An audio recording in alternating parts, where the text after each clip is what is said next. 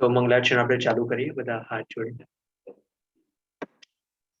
મંગલમ ભગવાન વીરો, મંગલમ ગૌતમો ગણી, મંગલમ કુંદ કુંદાર્યો, જૈન ધર્મોસ્તુ મંગલમ. સર્વમંગલ માંગલ્યમ સર્વકલ્યાણકારકમ પ્રધાનમ સર્વધર્માણામ જૈનમ જયતુ શાસનમ. જૈનમ જયતુ શાસનમ. નમઃ શ્રી વર્ધમાનાય નિર્ધૂત કલિલાત્મને, સાલોકાનાં ત્રિલોકાનાં યદ વિદ્યા દર્પણાયતે, યદ વિદ્યા દર્પણાયતે. આપણે શ્રી વર્ધમાન સ્વામીને યાદ કરીએ છીએ. વર્ધમાન સ્વામી એવા કે જેમની વિદ્યા એટલે જેમનું જ્ઞાન દર્પણની જેમ છે. દર્પણની જેમ એટલે શું? કે બધું ઝળકાય પણ અસર ના થાય. એવું જ આપણું જ્ઞાનનો સ્વભાવ છે કે બધું ઝળકાશે તમારા જ્ઞાનમાં, પણ તમને કોઈ અસર નહીં થાય. એક બહુ સુંદર અને બહુ ફેમસ ઉદાહરણ છે, આપણે બધાએ સાંભળ્યું હશે ઓફકોર્સ, કે જ્યારે એક મિરર હોય છે, જ્યારે એક કાચ હોય છે, તો કાચની સામે કોઈને ડાઘ લાગેલો હોય. ફોર એક્ઝામ્પલ, અહીં ડાઘ લાગેલો છે, તો અહીં ડાઘ લાગેલો છે, તો અહીં ડાઘ લાગેલો, બરાબર? આ ડાઘ લાગેલો છે. હવે વ્યક્તિ જાય છે અને કાચની સામે ઉભો રહે છે, તો હવે કાચ શું બતાવશે? ખાલી એ બતાવશે કે અહીં ડાઘ છે. એવી રીતે તમે કાચને સાફ કરશો તો ડાઘ જાય નહીં. તો કાચમાં ફોર એક્ઝામ્પલ તમારું મોઢું આમ હોય, નહીં તો આમ હોય, તો કાચને આમ કરશો તમારું મોઢું બરોબર નહીં થાય. જેમ છે એમનું એમ જ છે. તો જ્ઞાન પણ આપણો દર્પણ જેવો છે કે એમાં કશું પરિવર્તનની શક્યતા નથી. એટલે જેવું છે એવું દેખાડશે. એટલે આપણે એમાં કોઈ પરિવર્તન નહીં કરી શકીએ. એટલે આપણને આનાથી બહુ સ્વતંત્રતાનો ભાસ થાય છે કે આપણે કોઈ પરિવર્તન કરવાની જરૂર જ નથી. એનો સ્વભાવ જેવો છે કે જેવું છે એવું દેખાય.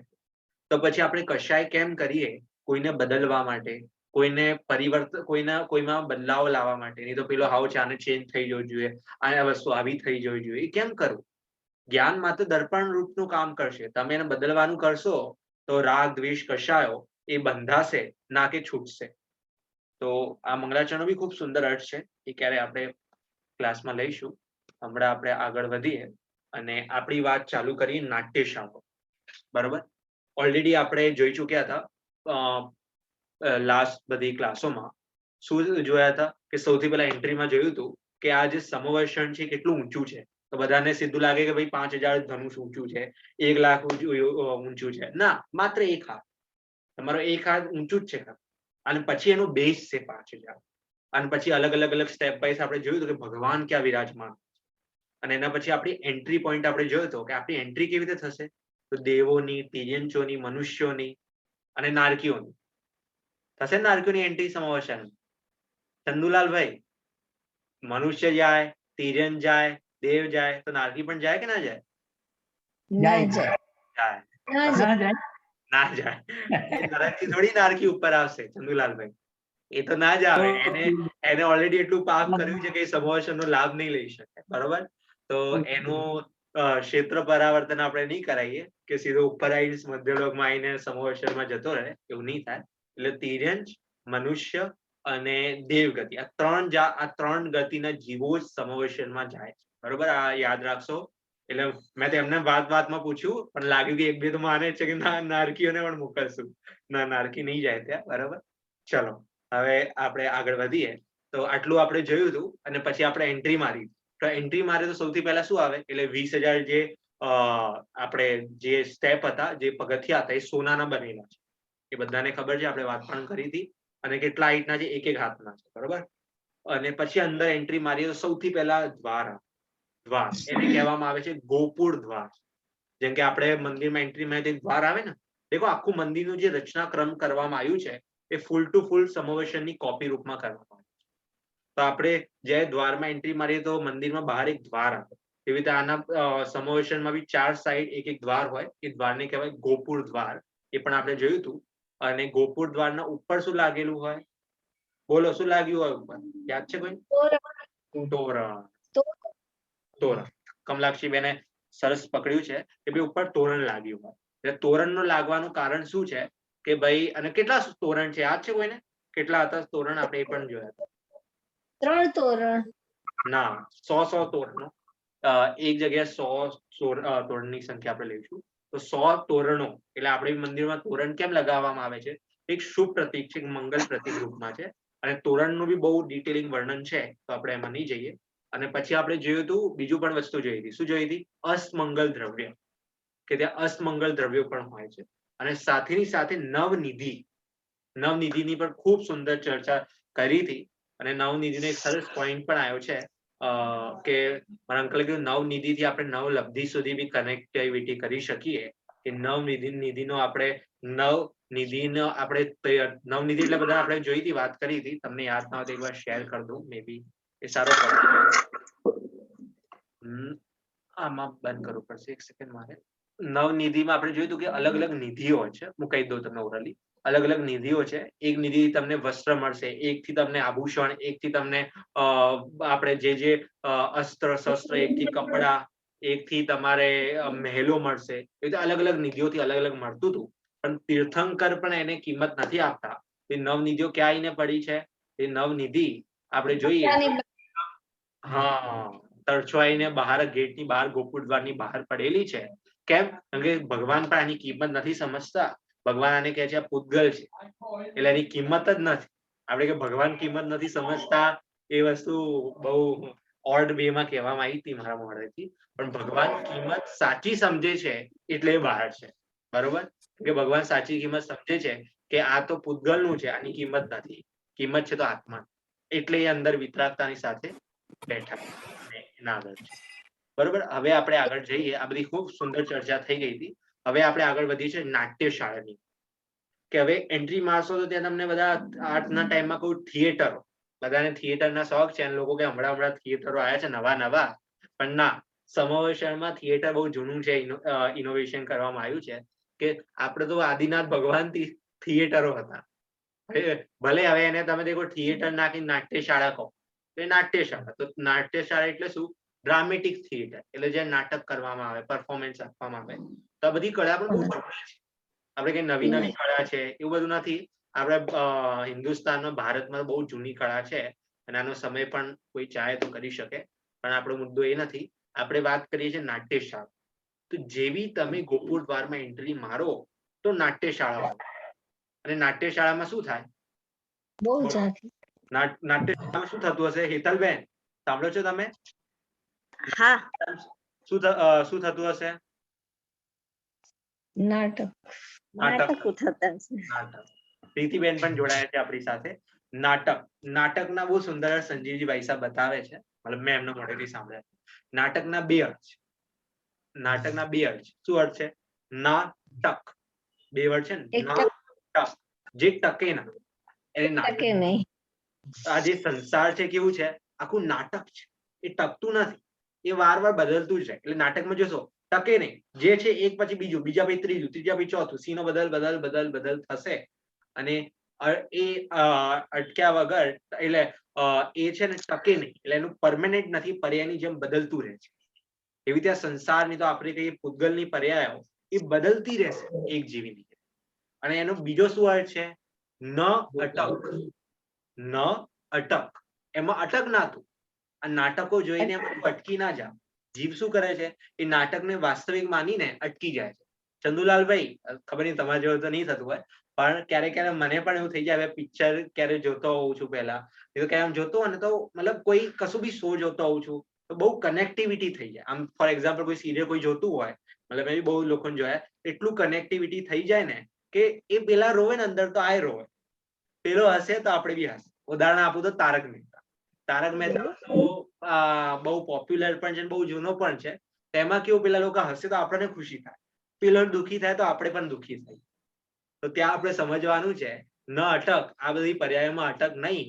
यदि અટકીશ તો કશાયમાં ફસાઈશ. ભલે હાસ્ય હોય, આપણે કે હાસ્ય તો શું છે, મજા કરવાની સર, પલવી મજા કરવાની હસીને, પણ એ પણ કશાય છે હાસ્ય. તો એમાં પણ આપણે નથી પડવાનું, અને રોવાનું બીજું બધું કરવું એ પણ બધું નથી આપણે પડવાનું. હવે આમાં બહુ બધી કશાઓ જોઈ શકાય પિક્ચરોમાં. આમાં તમારા ક્રોધની કશા, કોઈલા ગુસ્સો આવે, હીરો સામે વિલન આવે તો શું ભાવ થાય? એ હીરો આઈને આમ એક જોરદાર બુક્કો આપે, એને જોરદાર આપે. મતલબ અમે લોકો નાના હતા તો અમને થતું હતું, હવે ખબર નહીં તમને લોકો તો બધા થોડા મોટા થઈ ગયા છો, પણ એ રૂપનું થતું હતું ભાવ. પછી માન બી આવે, પેલાને મળતો હોય સન્માનથી એવું લાગે મને સન્માન. અને આ બધું તમને તમારા આપણે છોકરાના લેવલમાં થતું હશે તમને, કે તમારા છોકરાને સન્માન મળ્યું તો મને સન્માન મળ્યું, મને માન મળ્યું. પછી તમારે કોઈ માયાચારી કરતી હોય તો મેં માયાચારી કરી તો મારા માંથી થઈ. લોભ, પૈસાનો લોભ હોય તો મેં લોભ કર્યો. તો આ બધા કશાયમાં ના અટક. તો આ કશાયમાં અટક નહીં અને પોતાના સ્વભાવમાં અટક, એ વસ્તુ આપણે એમાંથી શીખવાની છે. તો નાટ્યશાળામાં પણ એવું જ થવાનું. સમવર્ષની નાટ્યશાળા અલગ નથી હો. સમવર્ષની નાટ્યશાળામાં બી ન અટક, જે જીવ અટકી ગયો એ ભગવાન સુધી નહીં પહોંચી શકે. એટલે દેખો, તમારું સમવર્ષણમાં બી એન્ટ્રી મારવા માટે તમારે ટેસ્ટ કરવામાં આવશે કે તમે ભવ્ય જીવ હશો ને, જેને આત્માની સખત જિજ્ઞાસા છે, એ તો આત્માનું જાણવું છે, એ જ આ માર્ગમાંથી પાસ થઈને ભગવાન જોડે પહોંચી શકે. અને જેને જિજ્ઞાસા નહીં હોય, આત્મા સ્વભાવને જાણવાની રુચિ નહીં હોય, તો આ બધા વચ્ચે વચ્ચે જે આ બધા ઓબ્સ્ટેકલ્સ આવે છે, જે વચ્ચે રોકાણના સાધનો છે, એમાં ફસાઈ જાય છે. આજના સમય પણ એવું થાય છે, જે ગોલ હોય, જે આપણો ઉદ્દેશ હોય, ઉદ્દેશને પ્રાપ્ત ના કરીએ અને વચ્ચે જે માર્ગ ભટકવાના મળે સંગો, એમાં ઘૂસી જઈએ. તો સમાવર્ષણમાં બી સેમ ટુ સેમ લાગશે કે નાટક શાળા આવી ગઈ છે. હવે આપણે નાટક શાળામાં, નાટ્યશાળામાં શું શું હોય છે એ જોઈએ આપણે, અને કેટલી કાઇન્ડ ઓફ મોટી હોય છે એ પણ આપણે જોઈશું. મારો અવાજ આવતો હશે બધાને? આવે છે ને મારો અવાજ કમલાક્ષી? હા હા. ઓકે, સરસ. ચલો તો આપણે આગળ વધીએ. ઓકે, આગળ જતો દેખો. હવે આ નાટ્યશાળાની રચના ક્યાં થઈ છે? તો જે એન્ટ્રીનો દ્વાર છે એને ગોપુર દ્વાર કહેવામાં આવે છે, બરોબર? હવે તમે એન્ટ્રી કરશો ને ગોપુર દ્વાર, તો ગોપુર દ્વારના આજુબાજુ એક્ઝેક્ટ બાજુમાં અહીં દેખાશે. ઓકે, આ તમે એન્ટ્રી મારી તો એન્ટ્રીની બાજુમાં દેખાય છે બધાને? તમે મારું આ જોઈ, ઓકે ચલો હું પેલું એનોટેશન લઈ લઉં તો બેબી ઈઝી પડશે તમને. એનોટેશન, ઓકે, આનાથી સહેલું પડી જશે બધાને, બહુ સરસ સહેલું પડી જશે. દેખો, આ તમને દેખાય છે બધાને? આ આખા જે બહારનો તો ગોપુર દ્વાર, એન્ટ્રી દ્વાર. આ ઉપરની તો આપણું તોરણ છે, અહીંયા મંગલ દ્રવ્યો છે, અહીંયા નિધિઓ બિછાયેલી છે, પણ એના સાઈડમાં 3 મંજિલ છે. શું કહેવાય, આપણે જોઈએ તો માળ વાળા મંજિલો છે. એ માળમાં શું છે? નાટ્યશાળા છે. જે માળ બનેલા છે, મંજિલ બનેલી છે, એમાં નાટ્યશાળા, એમાં અલગ અલગ નાટક થાય અને જીવ ત્યાં જઈને જોવે. હવે આ નાટ્યશાળા મોટી હોય, લાંબી હોય, કેટલી સાઈઝની હોય એ પણ આપણે જોઈશું. પણ એ નાટ્યશાળા, નાટક શાળા હોય અને ત્યાં નાટ્યશાળામાં બધી પરફોર્મન્સ ને બધું ચાલતું હોય, અને ગેટની એન્ટ્રી કરીને તરત જ છે, એટલે જે જીવની ઈચ્છા થઈ એન્ટ્રી મારી રાગ થવાનું કે ભાઈ મારે ચાલો થિયેટરમાં જવું, નાટક જવું, તો એ સીધો એન્ટ્રી મારી જશે. એટલે તમારે હજુ તો સમવર્ષણમાં તમે એન્ટ્રી મારીને શરૂઆત જ નથી કરી, તો આ સાઈડ તો નવનિધિઓ પડેલી છે. હવે નવનિધિમાં ફસાયા તો નવલબ્ધિ પ્રાપ્ત નહીં થાય. આ સાઈડ તમે નાટ્યશાળામાં ફસાયા, તમે ત્યાં અટકી ગયા, તો તમારા સ્વભાવમાં તમે નહીં પહોંચી શકો, એટલે વિતરાગતાને પ્રાપ્ત નહીં થઈ શકો. એટલે એન્ટ્રીમાં જ આ બધું છે વૈભવ. તો જે ફસાવા વાળો હોય એ ફસાઈ જશે, જે નહીં ફસાય તે આગળ જશે. હવે નાટ્યશાળામાં શું શું હોય છે આપણે જોઈ લઈએ. તો ગોપુર દ્વારના મધ્યમાં રત્નોથી નિર્મિત એક નાટ્યશાળા 3 ખંડ વાળી હોય છે, અને એક નાટ્યશાળામાં 32 રંગભૂમિ અને એક રંગભૂમિમાં 32 દેવાંગનાઓ પણ હોય. દેખો કેટલું બહુ વિશ્લેષણથી વર્ણન કર્યું છે કે ભાઈ એક ગોપુર દ્વાર છે, એના મધ્ય ભાગમાં રત્નોની બનેલી, સાદી સિમ્પલની રત્નોની છે બધું, અને એમાં એક નાટ્યશાળામાં 3 ખંડ કરેલા છે, લેવલ 1, લેવલ 2, લેવલ 3. હવે એક નાટ્યશાળામાં જશો ને તો 32 રંગભૂમિ. હવે તમે કહેશો પલભાઈ રંગભૂમિ એટલે શું? તો સિમ્પલ કહું તો સ્ટેજ ભૂમિઓ, અલગ અલગ 32 રંગભૂમિ એટલે જ્યાં અલગ અલગ રંગોના અલગ અલગ રસોનું વર્ણન થાય. એટલે કશે વીર્ય રસનું પરફોર્મન્સ થાય. વીર્ય રસ એટલે શું કે આપણે કહીએ કે મારમ મારી જેવું ટાઈપ જો મારમ મારી. કશે રાગ રસનું થતું હોય, મતલબ કશે કરુણા રસનું હોય, એટલે અલગ અલગ ટાઈપના નાટકો અલગ અલગ ભૂમિઓમાં પરફોર્મ કરવામાં આવે, અને એક રંગભૂમિમાં 32 દેવાંગના. હવે મનુષ્ય તો સાદા જીવોને જોઈને હેરાન થઈ જાય છે અને વાસ્તવિકતામાં દેવીઓને જોવે તેનો વિષય ભાવ બહુ તીવ્ર થઈ જાય અને વિષય ભાવ તો આપણે જોઈએ આપણે સામાન્ય સંજ્ઞાઓમાં હોય છે તેથી એને સંજ્ઞા હશે એ સંજ્ઞામાં ફસાઈ જશે એટલે સંજ્ઞા તો હોય છે જીવોને પણ એ સંજ્ઞા બહુ તીવ્ર હશે તો દેવાંગનાઓને જોઈને ત્યાં ફસાઈ જશે અને અસંજ્ઞા રૂપી સ્વભાવમાં નહીં જઈ શકે એટલે એની પ્રાપ્તિ નહીં કરી શકે કેમ કે ત્યાં જ કલાકો વીતે આવશે ભગવાનની દિવ્ય ધ્વનિ ચાલતી 2.5 કલાક તો 2.5 કલાક ત્યાં જ બેઠો છે પછી સમોશન પતી જશે અને દિવ્ય ધ્વનિ સાંભળ્યા વગર ભવ્ય અભવ્ય સ્વરૂપ જેમ ત્યાં બહાર અટકેલું છે હવે આ 32 દેવાંગનાઓનું પણ બહુ જ વર્ણન હતું પણ આમાં લેવામાં નથી આવ્યું બાકી સમોશન રચના વર્ણન કર્યું છે મને ના લાગ્યું ઉચિત છે બાકી બહુ વર્ણન પણ ત્યાં છે તો કોઈને જોવું હોય કે ત્યાં શું શું થઈ શકે તો તમે સમોશન રચના વર્ણનનો આધાર લઈ શકો છો હવે દેખો હવે આ નાટ્યશાળાની શું ઊંચાઈ છે હવે આપણે એની માપનું વાત કરી દઈએ માપ શું છે તો બહુ સિમ્પલ માપ છે એ સમયના જે પણ તીર્થંકર હોય મતલબ જેમ કે આદિનાથ ભગવાનનું સમોશન લાગ્યું છે ઋષભદેવ ભગવાનનું સમોશન લાગ્યું છે તો એમની જેટલી ઊંચાઈ છે ને એમની જેટલી સાઈઝ છે એના કરતા આપણે આજ એની ઊંચાઈ છે ને 12 ગણી કરી દેવાની 12 ગુણ એટલે 12 ગણી કરી દેવાની એટલે કેવી રીતે તો અહીંયા મેં એક્ઝામ લખેલું છે કે જેમ કે ઋષભદેવ ભગવાનની ઊંચાઈ 500 ધનુષ બરોબર 500 એક ધનુષ એટલે કેટલું યાદ છે કે ભૂલી ગયા બધા કમલાક્ષી બેન 4 હાથ વાહ વાહ વાહ સરસ હેતલબેન એક ધનુષ એટલે કેટલું 4 હાથ તો પહેલાના ટાઈમમાં હાઈટ એવી રીતે નથી માપવામાં આવતી કે આટલો ફૂટનો છે આટલા ફૂટનો છે ના તે ધનુષનો પ્રયોગ કરવામાં આવતો હતો અને સૌથી યદી મોટી હાઈટ હતી તો બાહુબલી સ્વામીની હતી 525 બરોબર અને સૌથી મોટા યદી કોઈ સિદ્ધની સાઈઝ થઈ શકે તો 525 ધનુષ થઈ શકે આ તો ખાલી એમને નોલેજ માટે ચલો હવે આપણે આગળ વધીએ 500 ધનુષ ઊંચાઈના ઋષભદેવ હતા તો એ ગુણ્યા 12 કરતા એટલે 12 ફાઈઝા તો આપણે બધા સામે દેખાય છે તમને બહુ સુંદર રીતે કે 6000 ધનુષ પ્રમાણનું એક નાટ્યશાળાની ઊંચાઈ હોય છે બરોબર તો એટલી મોટી એક નાટ્યશાળા હોય છે અને એ 6000 એટલે જેટલા શરીરનું સાઈઝ હોય એના ગુણ્યા 12 કરી દેવાનું તીર્થંકરનું એટલી સાઈઝ હવે મહાવીર સ્વામીની કેટલી હતી બોલો મહાવીર ભગવાનની કેટલી હતી 7 આપણે ધનુષ કેટલા લઈ શકીએ એસ્ટિમેટ 8 માની તો બે ધનુષ લઈએ આપણે 8 માને તો 2 ધનુષ થાય હા તો આપણે 8 માની ચાલી એસ્ટિમેટ 2 તો નાટ્યશાળાની કેટલી સાઈઝ હશે ગુણ્યા 12 કરો 2 ગુણ્યા 12 24 તો કેટલી સાઈઝ થઈ ગઈ નાટ્યશાળાની 24 તો મહાવીર સ્વામીને કેટલી હતી 60 આવી રીતે તમે બધાની ગણી શકો છો ખાલી આ એક્ઝામ્પલ આપ્યું છે આવી રીતે તમે લોકો બધાની ગણી શકો છો કે કેટલી નાટ્યશાળા હવે આ પણ પ્રશ્ન ચાલે છે કે નાટ્યશાળા મોટી હશે તો અમને શું સર નાની મોટી ગણીને અમને શું ફાયદો છે તો દેખો ફાયદો તો આમાં એક જ છે કે તમે સમજી શકો છો કે ફાયદાનું અંતર શું પડે છે કે એ ટાઈમના જીવોનો રાગ એટલો તીવ્ર હતો કે ત્યારે અલગ અલગ ભૂમિઓનું એટલી ઊંચાઈના પ્રમાણે બધું મોટી રચના કરવી પડે આજના સમયના જીવોનો જેમ જેમ કાળ જાય જેમ હાઈટના આયુ ઓછી થતી જાય તો એટલી સાઈઝનું એને વસ્તુ જોઈએ છે તો એટલી સાઈઝની રચનાઓ બને છે તો એ સાઈઝ હાઈટ પ્રમાણેની રચનાઓ બરોબર હવે નાટ્યશાળાનું તમે લોકોએ આ જોઈ લીધું છે કે નાટ્યશાળા કેવું છે અને કેવી રીતે રચના કરીએ છીએ હવે આપણે આગળ વધીએ છીએ ધૂપઘટની બરોબર ધૂપઘટ શું છે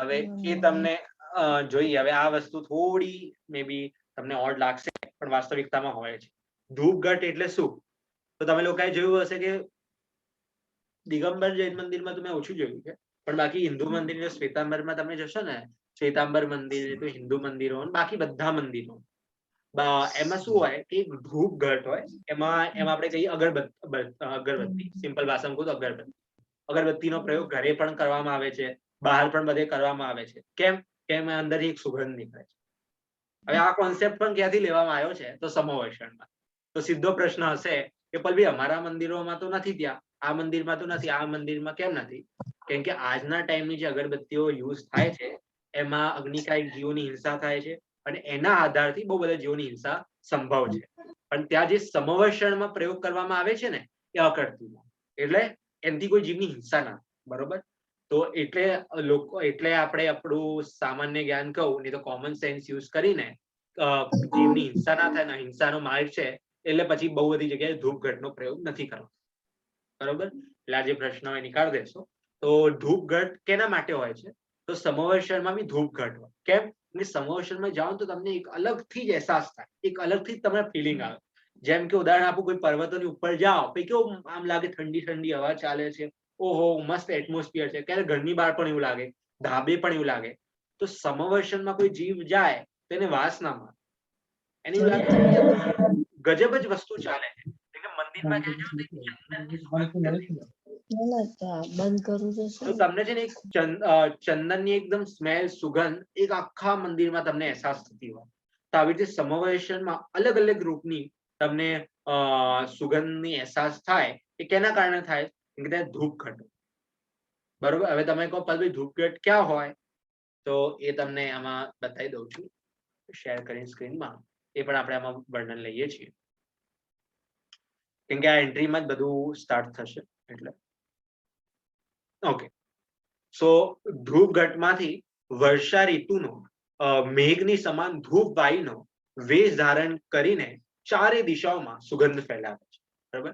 જેમ કે વર્ષા ઋતુમાં વાયુ કેમ બધી ફેલે ને એક સ્મેલ એક આવે ને. મતલબ હું નાનો હતો ત્યારે, મતલબ આમ તો લોકો કેલ્શિયમની કમી કહે છે, પણ જે નાનો હોય ત્યારે માટી આમ ભીની થઈ જાય, દિવાળ ભીની થઈ જાય ચૂનો, તો એવું લાગે કે આમ આને સૂંઘીએ, નહીં તો આને ચાટીએ, નહીં તો માટી ખાઈએ, એવું બહુ એવું લાગે. કેમ? કે મસ્ત સુગંધ આવતી હોય એવું અહેસાસ થાય જે વરસાદમાં. તો અહીંયા થોડું એને કમ્પેર કરીને બતાવવામાં આવ્યું છે કે વર્ષા ઋતુમાં કેમ મેઘ આવે, વાદળ આવે ને પછી એક સુગંધ ફેલાઈ જાય, એવી ત્યાં ધૂપઘટની પણ વાયુ એવી સરસ સુગંધ ફેલાવે કે બધી જ દિશા એને સુગંધમય કરે. હવે આ ધૂપઘટ કોના જોડે હોય? તો ત્યાં મનુષ્ય અને દેવના આકાર રચેલી મૂર્તિઓ હોય, કે આમ હોય આમ, અને એમના હાથમાં આખું આમ ધૂપઘટ મૂક્યું. એટલે ઘટ એટલે શું? માટલા જેવું. બરોબર? એક માટલા જેવું એમ બન જેવું. હવે એવું આકારનું બહુ સ્પેસિફિક વર્ણન નથી આવ્યું, પણ ખાલી ધૂપઘટ છે એટલે આપણે બધા સમજીએ છીએ ધૂપઘટ શું હોય. તો એવી રીતે ધૂપઘટમાં મનુષ્ય અને દેવોની આકારની મૂર્તિઓ હોય અને એમના હાથમાં હોય, અને ત્યાં બધું ફેલાતું. અસલી મનુષ્ય નહીં, અસલી દેવ નહીં, એમની મૂર્તિઓ છે. એટલે એમની રચના જેવી છે. મૂર્તિ એ મૂર્તિ જ છે, હકીકતના મનુષ્ય કે દેવો ત્યાં ના ઉભા. બરોબર? આ છે ધૂપઘટ. હવે દેખો, આ બધા ધૂપઘટ તો શું ફેલાવે છે? આ ધૂપઘટો તમને ત્યાં જઈને કહે છે કે ઉદ્ગલની સુગંધોને બધી ફેલાવશે. પણ ત્યાં તમારે શું સમજવાનું છે એનાથી? કે આ ધૂપઘટ એના પોતાના સ્વભાવને પ્રગટ કરીને સુગંધ ફેલાવે છે. અને આપણે પણ શું કરવાનું છે એ ઘટને જોઈને? તો આપણે પણ સમજવાનું છે કે મારે મારા જ્ઞાનની સુગંધ, મારા દર્શનની સુગંધ, મારા વીર્યની સુગંધ એ બધે ફેલાવે. અને એ ફેલીને એ જ સમજવાનું. આપણે એવું વિચાર, હો સુગંધ સારી જો, હો બસ બસ મજા, અહીંયા જ ખુરશી નાખો ને અહીંયા જ બેસી જાઓ. હવે આખો દિવસ આપણે અહીં ખુરશી નાખીને બેસી મજા કરીએ, એવું નથી કરવાનું. તમારે ત્યાં સમજવાનું છે કે આ શું ઈશારો કરે છે. એક એક વસ્તુનો ત્યાં ઈશારો છે કે આ સુગંધ બતાવે છે કે સ્વભાવમાં રહેશો તેની સુગંધ આવશે, અને સ્વભાવથી દૂર જશો તો દુર્ગંધ આવશે. ઉદાહરણ બહુ સિમ્પલ આપું તમને. વરસાદની ઋતુમાં માટીની સુગંધ તો સારી આવે, પણ માટી જોડે તમે બીજું મિક્સ કરી દો, મતલબ કોઈ કચરો મિક્સ કરી દો, બીજું મિક્સ કરી દો, તો એની દુર્ગંધ આવશે, વાસ આવશે. કેમ વાસ આવે છે એની? કેમ કે એનો જોડે એનો સ્વભાવ હવે વિભાવ સ્વરૂપની તરફ જાય છે. તો આપણે બધાએ આપણો સ્વભાવ પ્રગટ કરવો હોય તો કેનો સંગમાં રહો? પોતાના સંગમાં રહો, પોતાના આત્માના સંગમાં રહો, તો તમારી સુગંધ ફેલાશે. અને યદિ તમે સંગ બદલ્યો, રુચિબેન, પ્રીતિબેન, કિશોરભાઈ, ચંદુલાલભાઈ, તો શું થશે? દુર્ગંધ ફેલાશે. હવે દેખો, તમે આ સંસારમાં આપણે બધા આવીએ છીએ, કોઈ જીવ જો કશાય કરીએ છીએ, ક્રોધ કરીએ છીએ, માયાચારી કરીએ છીએ, શું હાલત થાય છે? દુર્ગંધ ફેલાય છે ને બધી જગ્યાએ. દુર્ગંધ ફેલાય છે. દુર્ગંધ એટલે શું? કશાય થવા, કોઈનો આપણે ઈગો નો હર્ટ કરીને કોઈ આપણા ઈગો નો હર્ટ કરે, મતલબ બધા ઝઘડા ઝઘડીઓ થાય, એ દુર્ગંધ. અને સુગંધ કેવી રીતે થાય?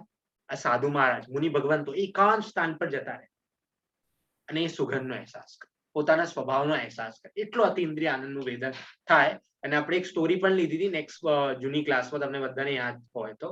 યાદ છે કમલાક્ષીબેન કોની શું સ્ટોરી લીધી હતી? ચંદુલાલભાઈ, કયા મુનિ ભગવાનની લીધી હતી? કયા સાધુ મહારાજની લીધી હતી? કોઈ ઋષિની સ્ટોરી કીધી હતી મેં તમને, યાદ કરો. સ્ટોરી યાદ આવે છે થોડી કોઈને, કે ભૂલી ગયા બધા? જેમને કોર્ટ થઈ ગયો હતો. હા, અને પછી એના પેલા પુણ્ય કર્મના ઉદય ને લીધે પછી કોડ જતો રહ્યો, પુણ્યના ઉદયને લીધે. એટલે રાજાનો મંત્રી એને ખુશ થઈ જાય છે, પણ ખરેખર પછી મુનિ એવું કે છે કે ખરેખર એવું નથી, મેં કોઈ જાદુ નથી કર્યું, પણ આ એનું ક્રમબદ્ધ હતું કે જતું રહેશે, નહીં તો મારા અંગૂઠામાં જે છે એ પણ જતું રહ્યો હોત જો મેં કાઢી નાખ્યો હોત તો. કરે તો આમાં વિદ્યા કે કોઈ નામ હતું મુનિરાજનું, એ મને યાદ નથી. દેખો આમાં જયારે આપણે જોતા હતા ને મુનિરાજ ભગવાનને, તે મુનિરાજનું આપણે જે સ્વરૂપ જોતા હતા ત્યારે એમાં મેઇન આપણે એ જ વાત કરતા હતા કે આ જે ઉદય આવ્યો છે શરીરમાં, જે એમને દુર્ગંધ થતી હતી, જ્યાં કોઢ રોગ આવ્યો, વાદીરાજ મુનિ ને. હા કરેક્ટ, વાદીરાજ મુનિરાજ. તો એમને જે કોઢ આવ્યો હતો તો એમને આ દુર્ગંધ ફેલાવતી હતી, તો લોકોને લાગ્યું કે આ બધી દુર્ગંધ છે, આને દૂર કરશે મહારાજને, ચમત્કાર થઈ જશે ને અમે બધા નમસ્કાર કરી દઈશું, એ કહાની હતી. પણ હકીકતમાં મુનિરાજે કીધું કે ભાઈ એ દૂર થયો છે તો મારા હાથમાં આંગળીમાં કેમ કોઢ રહી ગયો, મારી જોડે એટલી તાકાત છે કે હું આને પણ નીકાળી દઉં એવી તાકાત હોત તો. એનાથી કહેવા માંગતા હતા કે ભાઈ એનું પરિણામ પોતે થાય છે પૂતગલનું, હું કરનાર નથી, હું તો માત્ર જાણનાર છું. પૂરી સ્ટોરી જોઈ હોય તો વિડીયોમાં જશો જૂની ક્લાસમાં, એમાં આપણે વાત કરી હતી 15-20, બરોબર. ચલો આપણે ક્યાં હતા, સુગંધ દુર્ગંધમાં હતા. તમે લોકોએ પ્રીતિબેન પોતાની સુગંધ આત્મ સ્વભાવની પ્રગટ કરી હશે, એ આપણે જોયું. અહીં સુધી કોઈને ડાઉટ છે તો આગળ વધીએ આપણે. કોઈ ડાઉટ છે અહીં સુધી? નથી, સરસ. હવે આપણે હવે મેઇન વસ્તુ ચાલુ થાય. શું વસ્તુ ચાલુ થાય છે? સીધો રસ્તો. સીડી ચડી ગયા, તમે દરવાજે આવી ગયા, હવે શું કરશું? તો એ રસ્તામાં ચાલુ પડશે, તો માર્ગમાં જવું પડશે. કેમ કે મોક્ષે જવું હોય તો મોક્ષ માર્ગમાં જવું પડે. એટલે સમવસરમાં એન્ટ્રી મારવી હોય, ભગવાન સુધી પહોંચવું હોય તો સમવસરનો માર્ગ તમારે જવું પડશે. તો હવે સમવસરના માર્ગની તરફ આપણે જઈએ છીએ. ચાલો આપણે જઈએ.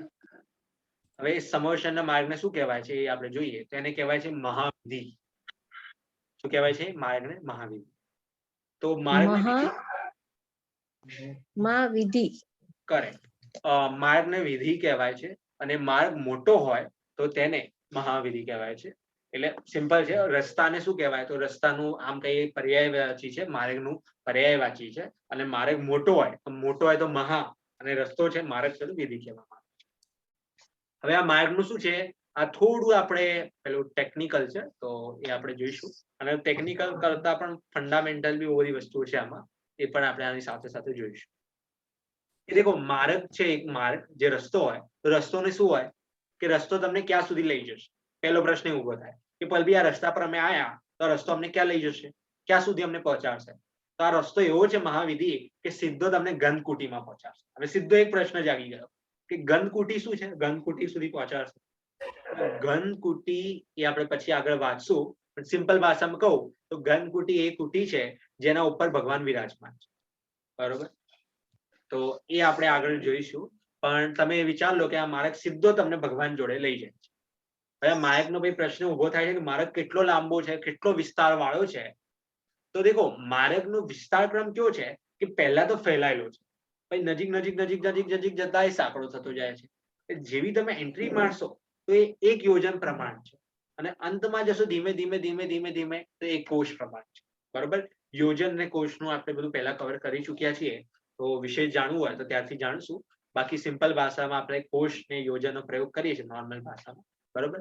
ચલો હવે આપણે આગળ વધીએ કે હવે માર્ગની આપણે વાત કરી કે માર્ગની એન્ટ્રી મોટામાં તો યોજન છે, અને આગળ જતા જતા નાનો થઈને કોષ થઈ ગયા છે વિસ્તારમાં.